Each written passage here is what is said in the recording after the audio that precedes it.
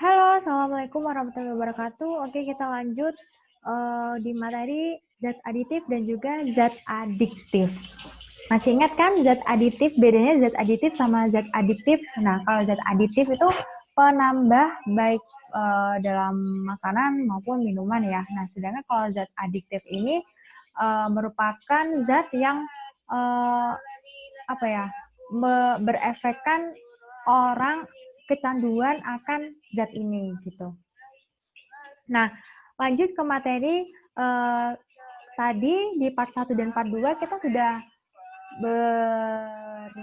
apa? Ya pun grogi. Nah, tadi di part 1 dan juga part 2 kita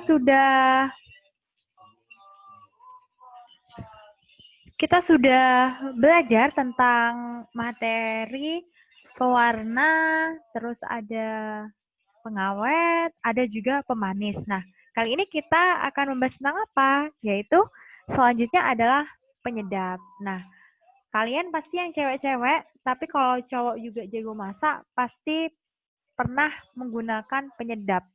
Ya, baik dalam jumlahnya kecil maupun skala besar ya. Jadi tergantung keinginan kita, maunya pengen terasa sedapnya melalui sedap buatan kah atau sedap alami gitu. Nah, ini pertanyaan selanjutnya, bumbu apa yang kamu tambahkan pada masakan agar rasanya sedap? Ini izin nyebut merek ya, biasanya pakai Royco atau Masako atau apalagi?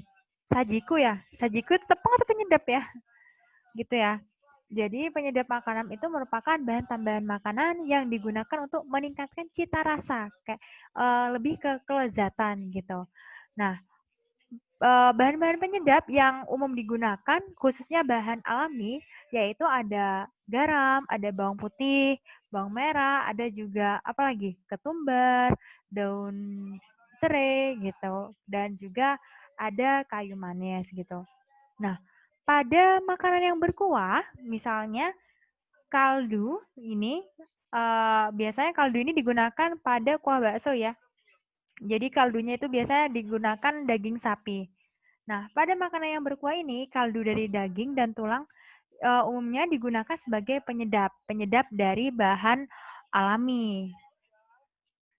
Nah, makanan apakah yang pernah kalian makan yang mengandung kaldu selain bakso? Nah, selain penyedap alami juga terdapat penyedap buatan. Jadi VS-nya ya. Nah, penyedap buatan ini umum digunakan pada makanan yaitu apa? Vetsin atau MSG. MSG itu apa? Monosodium glutamat gitu atau mono mono mononatrium glutamat. Tapi yang lebih sering dipakai itu MSG ya, monosodium glutamat. Di mana senyawa ini itu terbuat dari fermentasi tetes tebu yang melalui bantuan bakteri Micrococcus glutamicus, di mana banyak ahli kesehatan itu berpendapat bahwa penggunaan MSG atau anak micin yang berlebihan itu dapat menimbulkan penyakit yang dikenal dengan nama sindrom restoran Cina. Gitu. Nah, gejalanya apa saja, Bu? Gejalanya ada pusing, mulut terasa kering, ada lelah, mual, atau sesak nafas.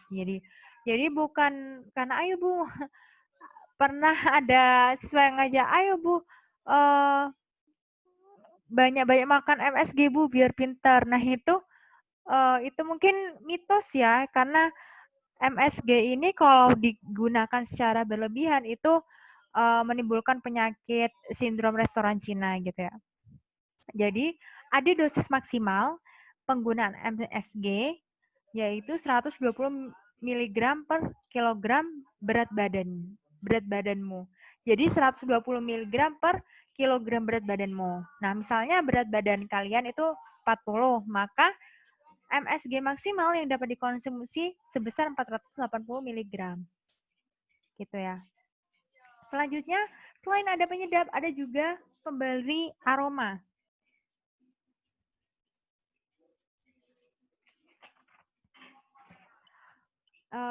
Pemberi aroma ini contohnya ada amil asetat, amil kaproat, ada etil butirat, ada vanilin, metilatranilat yang masing-masing itu ada yang memberikan aroma buah-buahan, yaitu ada pisang, apel, nanas, ada juga vanili yang biasa digunakan di bahan makanan.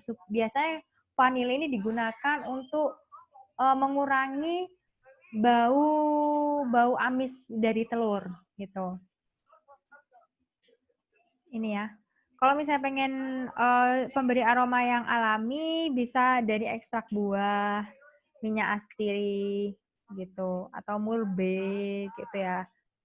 Kalau misalnya yang buatan, yaitu tadi amil kaproat untuk aroma apel, amil asetat untuk aroma pisang ambon, etil butirat ada aroma nanas, ada vanilin aroma vanili, dan juga ada metil antranilat yaitu aroma buah anggur gitu ya. Nah, selanjutnya ada bahan pengental. Nah, bahan pengental ini apa sih? Jadi bahan pengental ini merupakan bahan tambahan yang digunakan untuk menstabilkan atau memekatkan atau mengentalkan makanan yang dicampurkan dengan air sehingga membentuk kekentalan tertentu. Nah, biasanya itu menggunakan apa? Menggunakan pati, gelatin, agar-agar. Biasanya kalau misalnya masakan untuk dikentalkan kan biasanya menggunakan apa sih? Ketumbar ya kalau nggak salah. Nah, kalau tepungnya biasa menggunakan tepung jagung atau maizena. Nah, misalnya dari kue capcay ini biasanya menggunakan larutan pati atau maizena itu. Ini ya. Pada pembuatan permen karet, jangan salah, dia itu menggunakan pengental. Yaitu umumnya menggunakan pengental gum. Gitu ya. Terus ada juga pengemulsi. Nah, pengemulsi ini apa? Dia itu merupakan bahan tambahan yang mempertahankan penyebaran atau dispersi lemak dalam air dan sebaliknya. Jadi, kan kita tahu bahwa minyak dan air itu tidak saling bercampur atau tidak dapat bersatu. Namun, apabila kita tambahkan sabun, kemudian diaduk, maka dia itu baru bisa bercampur. Nah, sabun dalam contoh tersebut itu disebut sebagai zat pengemulsi. Jadi dia itu mengemulsikan antara minyak dan juga air. Nah, contohnya apa? Contohnya ada lecithin. Di mana lecithin ini banyak terkandung dalam apa? Dalam telur. Dalam telur, apalagi ada di dalam kedelai gitu ya. Nah, lecithin ini banyak digunakan dalam pembuatan mayones dan juga mentega. Di mana apabila makanan itu tidak ditambahkan oleh zat pengemulsi, lemak dan air pada mayones dan mentega, dia akan terpisah. Jadi lemak atau minyak dan airnya itu, dia akan terpisah. Gitu. Nah, selanjutnya ada zat adiktif. Nah, VS dari apa ya?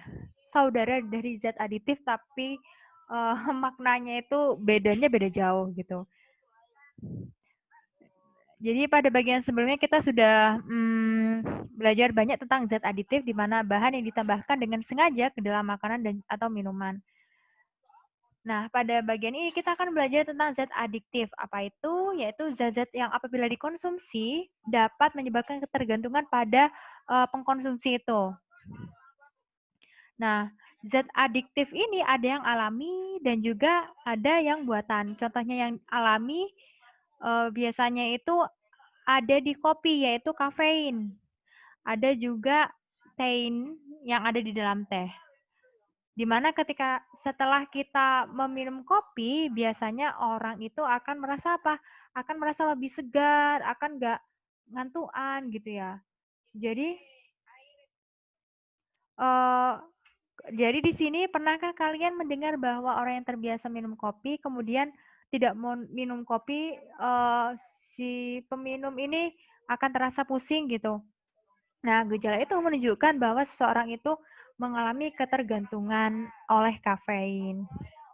Nah, zat adiktif ini dapat dikelompokkan menjadi 3, yaitu ada narkotika, psikotropika, dan zat psikoaktif lainnya. Nah, di dalam narkotika ini merupakan suatu zat yang sangat berbahaya sekali dan tidak boleh digunakan tanpa pengawasan dokter. Nah, jadi narkotika ini kalau misalnya di dalam pengawasan dokter atau untuk menyembuhkan sesuatu ini boleh, tapi kalau misalnya dikonsumsi untuk hal yang lain, maksudnya tidak apa ya, untuk penggembira saja gitu, itu nggak boleh.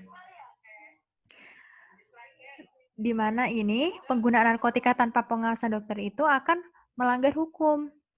Nah, narkotika ini sebenarnya apa sih? Sebenarnya dia itu obat yang berasal dari tanaman, zat atau obat yang berasal dari tanaman yang menyebabkan penurunan kesadaran.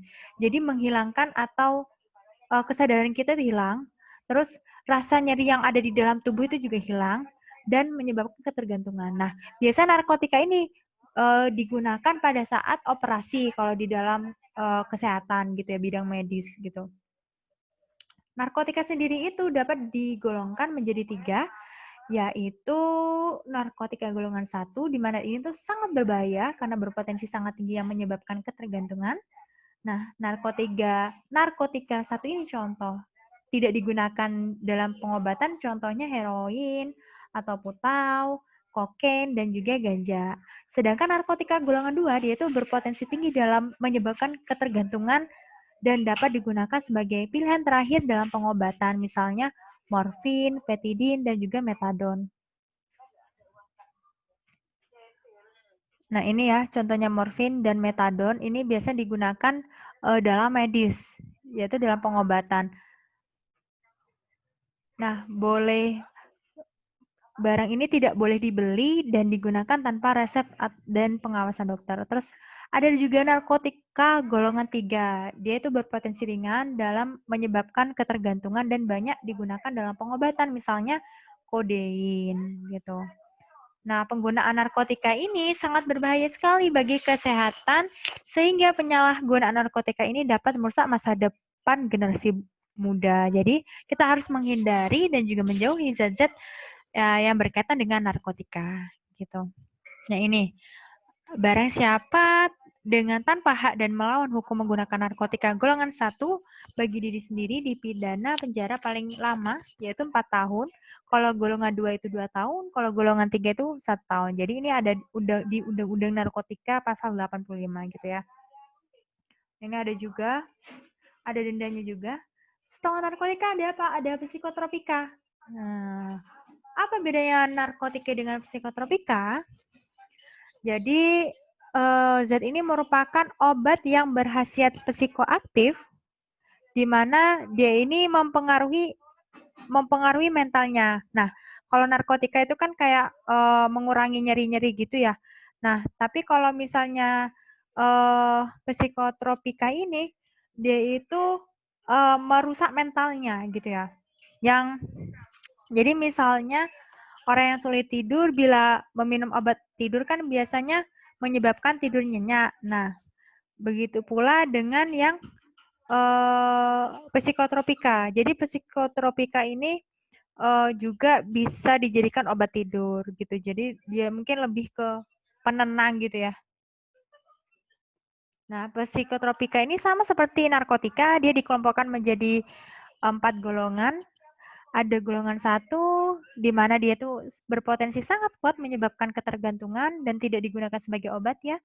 Misalnya ada ekstasi, ada LSD, STP, DOM. Nah, kalau yang golongan 2 itu berpotensi kuat menyebabkan ketergantungan dan juga sangat terbatas digunakan sebagai obat, misalnya amfetamin, metamfetamin, penisiklidin, dan juga Ritalin. Ada juga psikotropika golongan 3, di mana dia ini berpotensi sedang, dan dia itu juga dapat menyebabkan ketergantungan dan banyak digunakan sebagai obat, misalnya pentobarbital dan juga flunitrazepam. Ada juga psikotropika golongan 4, di mana di sini udah yang paling ringan, sangat paling ringan sekali. Nah, dia itu dapat menyebabkan ketergantungan dan sangat luas yang digunakan sebagai obat. Misalnya apa? Misalnya diazepam, clobazam, fenobarbital, ada barbital juga, clorazepam, dan nitrazepam. Nah, itu biasanya digunakan sebagai obat tidur gitu ya. Ini juga ada undang-undangnya, di mana barang siapa tanpa hak dan melawan hukum menggunakan psikotropika golongan 1 di luar ketentuan hukum dan dapat dipidana 4 sampai 15 tahun penjara dan denda 15 sampai 750 juta rupiah. Di sini ada di Undang-Undang Psikotropika pasal 59. Selanjutnya ada zat psikoaktif lainnya. Jadi selain narkotika dan juga psikotropika, ada juga zat psikoaktif lainnya, yaitu apa? Jadi itu termasuk obat yang berpengaruh terhadap kerja sistem saraf pusat yang apabila disalahgunakan atau dikonsumsi secara berlebihan, dia itu dapat menimbulkan dampak yang berbahaya bagi kesehatan tubuh, khususnya dapat merusak otak gitu ya. Nah, contohnya apa? Contohnya ada alkohol, ada nikotin, dan juga ada kafein. Di mana kita tahu bahwa alkohol ini mempunyai banyak jenis, salah satunya adalah etanol, yaitu C25HOH. Nah, di mana zat ini itu dapat diperoleh melalui fermentasi glukosa dengan ragi. Jadi kalau misalnya tape lama-kelamaan dia itu bisa menjadi alkohol. Nah, bila seseorang meminum minuman alkohol yang mengandung alkohol, maka kandungan alkohol di dalam darah akan tinggi dan menyebabkan orang tersebut mabuk. Jadi kesadarannya itu hilang gitu. Nah, oleh sebab itu orang yang mabuk itu tidak boleh mengendarai. Kenapa? Karena ya kesadarannya udah hilang gitu. Nah, selain etanol ada juga namanya metanol, di mana itu metanol ini biasa digunakan pada industri sebagai pelarut zat tertentu. Di mana dalam kehidupan sehari-hari dia itu disebut sebagai spiritus gitu. Nah, spiritus ini merupakan zat yang sangat beracun dan apabila nggak sengaja keminum, itu dapat memutuskan saraf mata sehingga orang itu dapat buta, bahkan meninggal dunia. Terus selanjutnya ada nikotin. Nah, nikotin ini ada di mana? Ada di daun tembakau gitu. Biasa ada di mana? Ada di rokok. Nah, akibatnya orang yang merokok ini dapat lebih tahan kantuk atau dia itu lebih aktif. Nah, merokok ini bahaya nggak? Bahayalah, bahaya banget malah. Merokok ini bahaya banget bagi kesehatan karena dapat menyebabkan apa? Kanker. Kanker apa? Kanker tenggorokan dan juga paru-paru. Padahal di bungkus rokok sendiri itu udah ada tulisannya ya, merokok dapat menyebabkan kanker tenggorokan dan juga paru-paru. Terkadang orang yang membelinya biar kan lama-kelamaan kita juga bakal meninggal gitu ya kan. Kita bisa milih meninggalnya itu dengan baik-baik atau dengan sakit-sakitan gitu. Nah, coba ya ini pada kemasan rokok, merokok dapat membunuhmu gitu ya. Ada juga kafein, dia itu merupakan zat yang secara alami terdapat dalam kopi tadi ya. Di mana selain ditemukan di dalam kopi, ternyata kafein ini juga ditemukan pada teh. Nama nama kerennya itu ada theine. Theine. Nah, namun kadarnya itu nggak sebanyak kafein yang di dalam kopi. Jadi, walaupun kafein itu merupakan zat psikoaktif, namun tidak ada larangan dalam penggunaannya. Karena kopi itu kan umumnya dikonsumsi untuk apa? Untuk tidak mengantuk. Nah, kafein ini itu juga sebagai stimulus yang mampu meningkatkan kerja otak.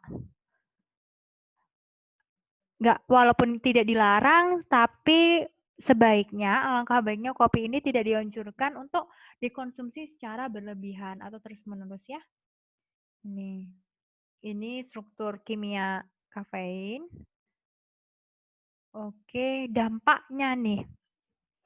Kan tadi kita sudah mengupas tuntas tentang zat adiktif itu apa saja, pengertiannya juga, dan sekarang dampaknya apa sih apabila kita menggunakan zat adiktif gitu. Pastinya dapat merusak kesehatan. Nah, kalau yang pertama ini dampak penggunaan narkotika. Jadi narkotika tadi apa saja? Ada heroin, morfin, opium, ada kodein, memang awalnya dalam jangka pendek mereka itu akan menghilangkan rasa nyeri, ketegangan kita juga berkurang, memberikan rasa nyaman, terus diikuti perasaan seperti mimpi dan juga kantuk ya. Namun dalam penggunaan jangka panjang dia itu dapat menyebabkan ketergantungan. Selain itu, mentok-mentok ya, meninggal gitu.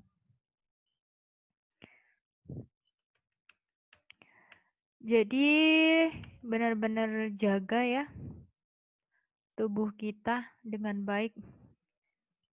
Jangan sampai meninggalnya dalam keadaan sakit-sakitan atau menyusahkan orang lain.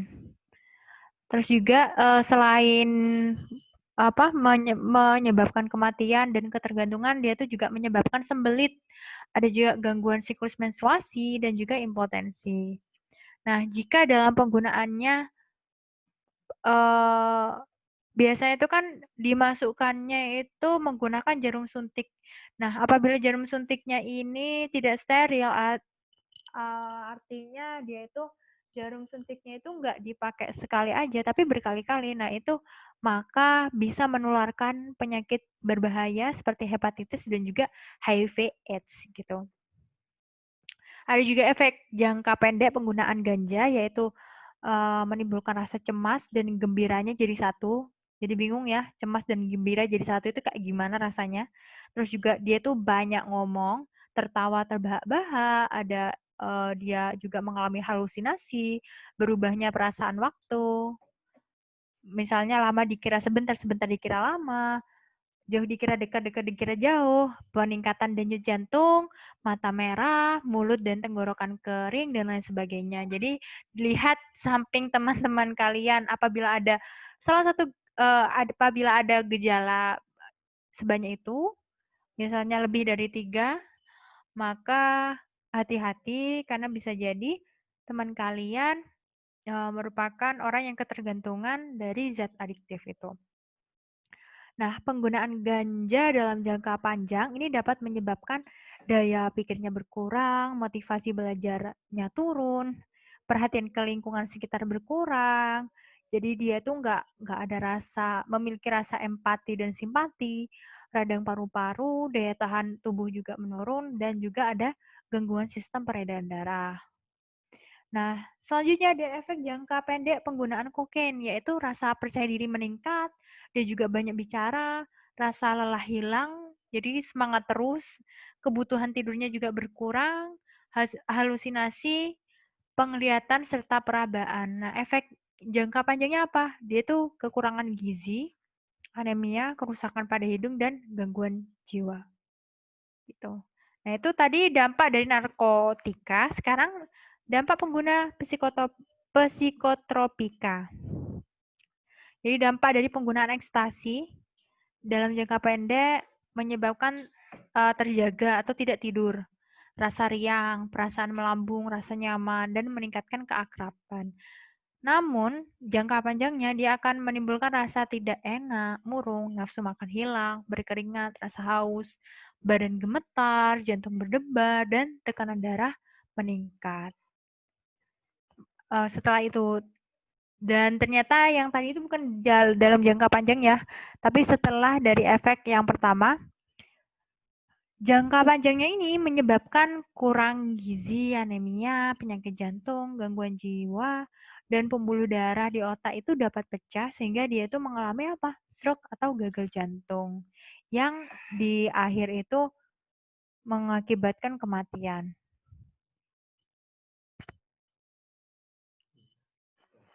Nah, setelah menggunakan obat Nipam atau nitrazepam yang tadi, maka seseorang akan merasa tenang dan otot-ototnya mengendur.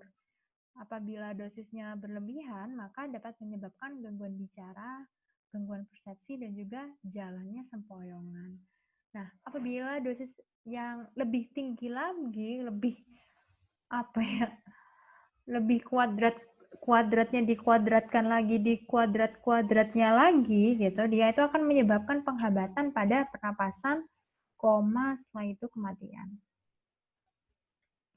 Terakhir nih, dampak pengguna zat psikoaktif lainnya, inhalansia.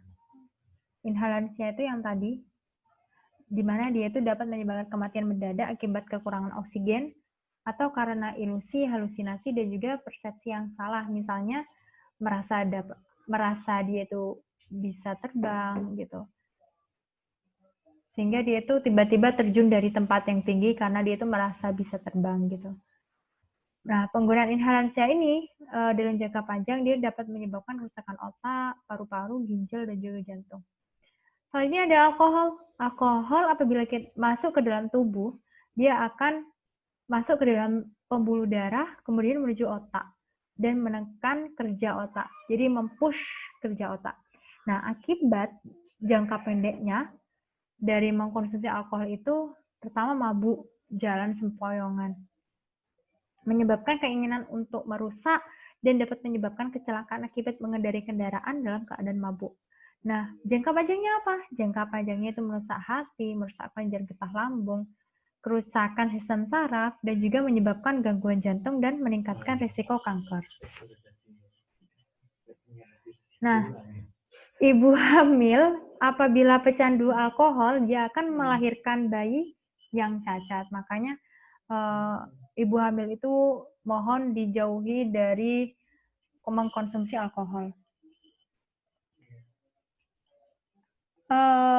Di dalam merokok, selain nikotin itu ternyata terdapat 4.000 senyawa yang juga dapat merusak atau berbahaya bagi tubuh.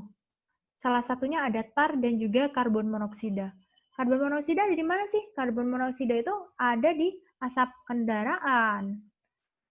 Jadi ketika kita, ya nauzubillah min dzalik ya, maksudnya ketika ada orang yang menghisap rokok, berarti dia tuh sudah menghisap asap kendaraan. Gitu. Nah, senyawa ini dia tuh dapat menyebabkan kanker paru-paru, penyempitan pembuluh darah, penyakit jantung, tekanan darah yang tinggi, dan juga impotensi. Ini ya, ini bagian-bagian dari rokok. Jadi di putungnya ini ada tar dan juga ada nikotin. Nah, tar ini biasanya digunakan apa sih? Tar ini biasanya digunakan untuk Jadi tar ini merupakan sisa pengolahan minyak bumi. Nah, ada juga asam asetat cuka ya. Jadi asam asetat ini bukan cuka makanan, tapi asam asetat yang biasa digunakan sebagai pembersih lantai. Nah, kemudian ada natrium hidroksida, NaOH, di mana NaOH ini itu diproduksi untuk bubur kayu, kertas, tekstil, sabun, dan juga deterjen. Ada naftalin sebagai pewangi, formalin pengawetan, kata ular, dan pengawetan mayat ya, hidrogen sianida, racun tikus, aseton, penghilang kutek, bagian cewek, geranol, untuk pestisida, toluen, bom, kadmium ini pembuatan baterai, metanol ini bahan bakar spiritus, hidrasin ini bahan roket, karbon monoksida ini asap kendaraan bermotor, dan juga urea. Urea ini pupuk ya. Jadi hati-hati buat kalian, apalagi SMP ini merupakan peralihan antara masa kanak-kanak ke jenjang remaja, ke dewasa. Bagaimana upayanya? Jadi upayanya ini mengenal dan menilai diri sendiri, meningkatkan harga diri, meningkatkan rasa percaya diri, terampil mengatasi masalah dan mengambil keputusan. Karena kita udah dewasa, berarti kita udah tahu mana yang baik dan juga mana yang buruk. Apabila kita mengambil suatu langkah, maka pasti ada baik buruknya. Memilih pergaulan yang baik dan terampil menolak tawaran narkoba, terampil sebagai agen pencegahan penyalahgunaan narkoba, menerapkan pola hidup sehat, memperkuat iman dan takwa kepada Tuhan, melakukan kegiatan yang positif, mumpung masih muda ya, harus banyak pengalaman, karena eman banget kalau nggak ada pengalamannya sama sekali, membangun komunikasi dan hubungan yang baik dengan teman dan keluarga. Oke, itu dia materi yang ketiga. Terima kasih atas sudah mau dengerin ya. Ibu akhiri, wassalamualaikum warahmatullahi wabarakatuh.